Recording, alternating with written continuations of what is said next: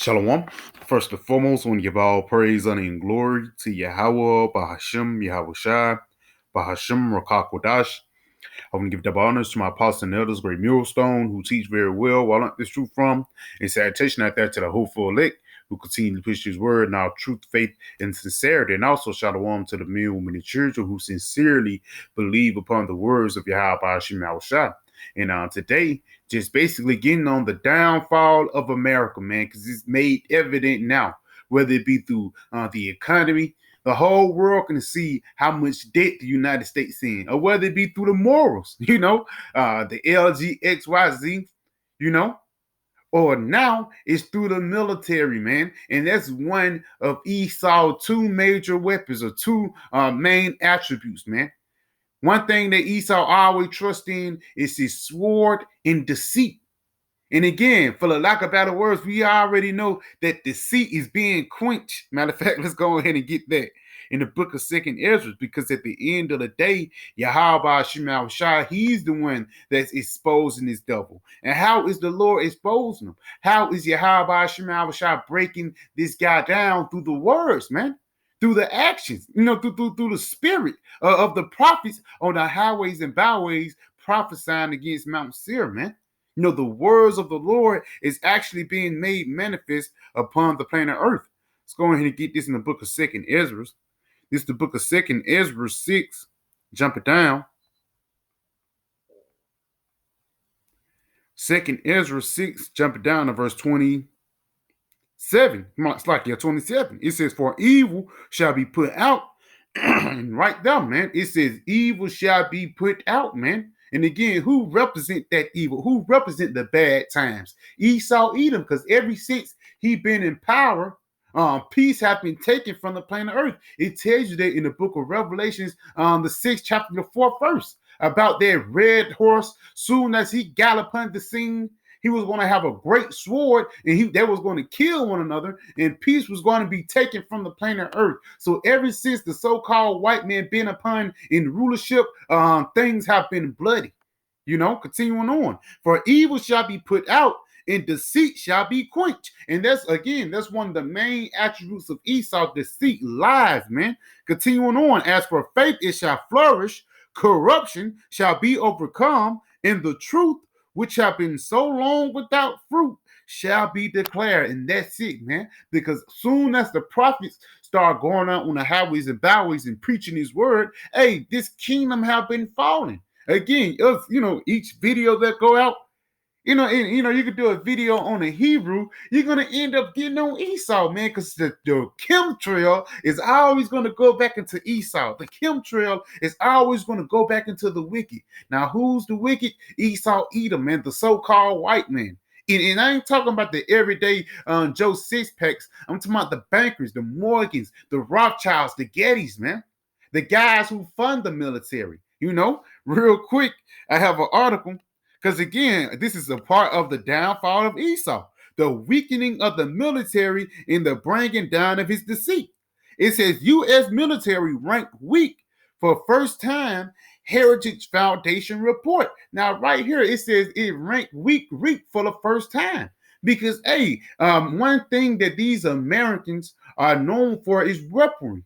Whether they're selling their weapons, selling their old weapons, because I think, for the lack of better words, they be doing different trades with these different places like India, and they don't give them the best design. They actually give them a B-2 bomber that they had back in the 1980s, man. They don't give them the up-to-date shit. But for the lack of better words, this is a key point or key thing to show you that Esau is finna get ready to lose World War III, man. Let's go ahead and get a couple precepts to back that up. This is the book of Joel 3, and I'm going to start at verse.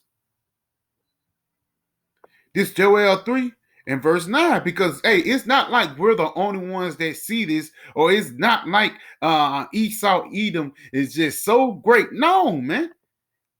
Moab see it, Puna see this, They see G7 Summit 8. This is one of the main talks, man, about how they're going to strike up World War III. This is the book of Joel 3 and verse 9. It says, "Proclaim ye This among the Gentiles prepare war. Prepare what? The battle of Armageddon. Armageddon, the battle of troops, man. In Russia, they got a guy called General Armageddon. Putin talking about Armageddon. Why? Because that's the vibration upon the planet Earth. That's the biblical prophecy, man.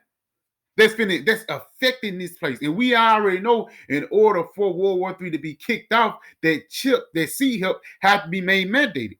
Continuing on, prepare war, wake up the mighty men, let all the men of war draw near. Let them come up, because again, that battle of Armageddon one, the battle of troops, it says, beat your plowshares into swords and your pruning hooks into spears. Right there, these different other nations like North Korea, instead of them putting all their money into agriculture and entertainment, they putting their money into weaponry, man, into MRAPs and tanks. Yes, their country had to go through a famine or a lack of bread for a period of time, but their military is strong as an ox now, man. That's why these different North Korea, they just shot not too long ago, they just shot a missile, and it did pretty good, man. They might look, you might talk shit like this and then and third about their agriculture, but their military as strong as an ox now. Why? Because they beat their plowshares into swords. They didn't trust in their agriculture. Yeah, we're going to fix the road. We're going to make a new movie theater. No, they invested in their military, man. It says, let the weak say, I am strong. And a part of the weak saying, I am strong too, is them having nuclear capabilities, man. Places like India, and now instead of you having to do all this and that, then information can be transferred as simple as an email, man. So now everybody is on an even level now. It's not like Esau can threaten you with an atom bomb and he's an unwanted guy. No, now everybody on the block got the juice, man. Everybody on the block got that thing on them, man. So this is how Esau is being made weak. Let's continue on though. It says, assemble yourselves and come, all ye heathen, and gather yourselves together round about. Thither cause the mighty ones to come down, O Lord Yahweh Shem Yahushua. Now again, this is the Lord bringing all these different nations together for World War III, man. And again, because World War III, that's going to be the stamp of the end of this current kingdom. This kingdom have got into power by war, and he's going to get out of power by war, man. Let's continue on though.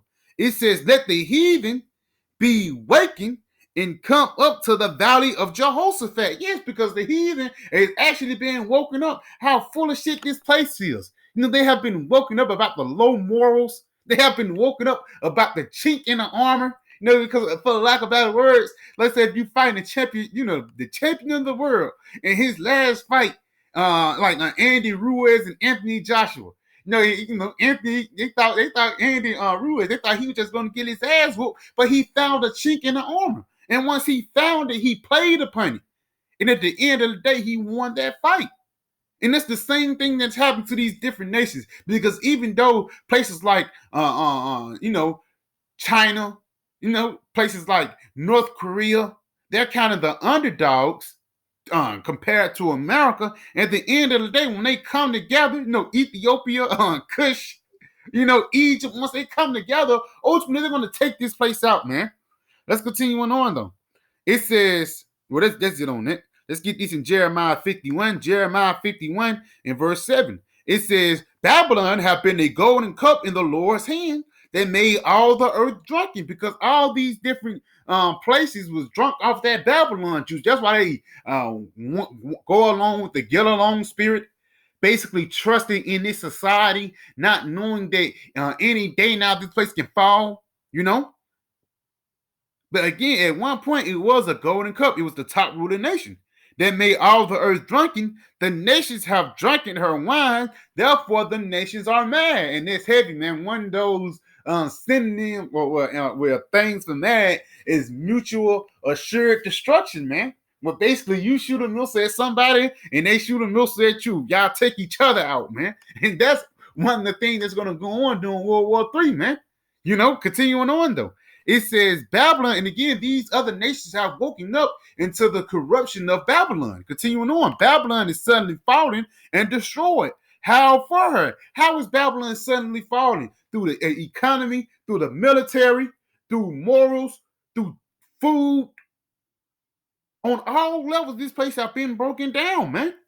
It says, fallen and destroyed, how for her, take balm for her pain, if so she may be healed. And let's see if a band-aid, a stimulus check, we're going to invest a couple more $1 billion in the military. Let's see if that's going to fix it. We would have healed Babylon, but she is not healed. So it's no way this place can reverse this grievous blow.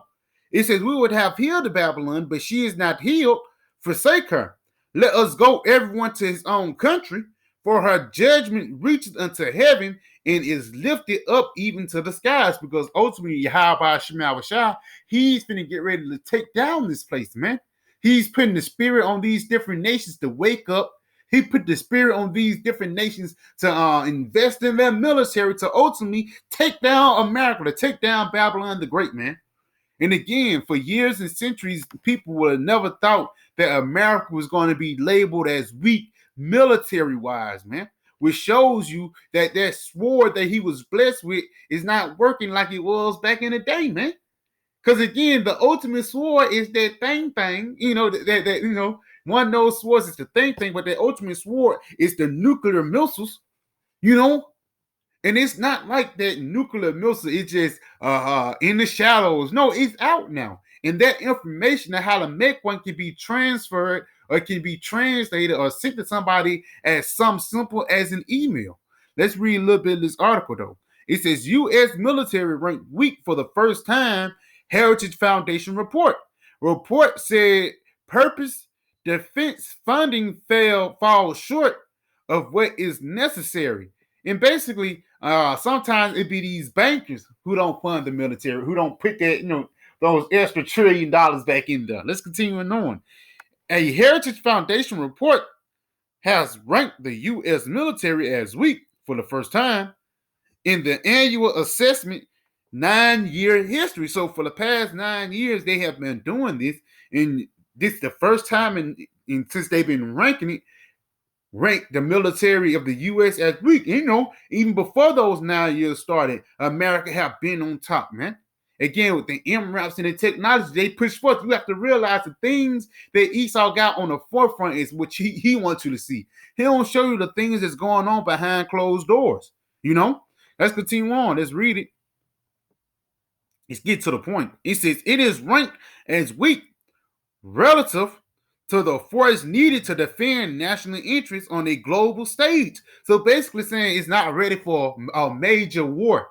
You could probably slide through with a proxy war and, you know, you funded somebody else, but this is not able to basically go defend the national interests on the global stage, World War III, which shows you that this global stage is talking about World War III, and it shows you that America is finna get ready to lose World War III. Read it again.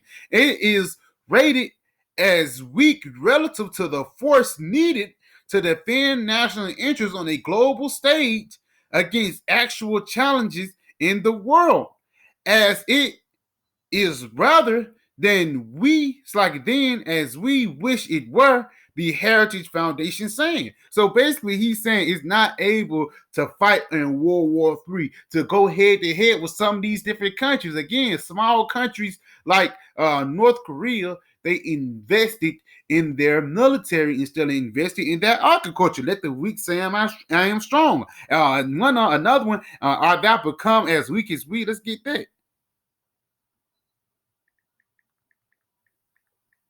Because at the end of the day, Esau, he was on a high horse. He was ruling. He was the top dog. But the Lord have brought this guy down. This is the book of Isaiah 40. And I'm going to start at Isaiah 14. And I'm going to start at verse 10. It says, all that shall speak and say unto, like all that, not matter of fact, I'm going to start at verse 10. It says, all they shall speak and say unto thee, art thou become weak as we? Art thou become like unto us? So basically, these devils in Babylon, in America, they was on a high horse, basically thinking they can never be touched. But now they're weak as the other nations. You're on the same level as North Korea. You're on the same level as Russia. Russia got hypersonic missiles now, man.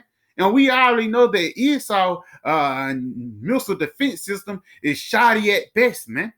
So again, at the end of the day, these devils there are ready for their downfall, man. So I want to say, call Halayim La Yahweh, by Hashem Yahushua, by Hashem Rakakwadash, Shalom, DTA, and the Baba Bob.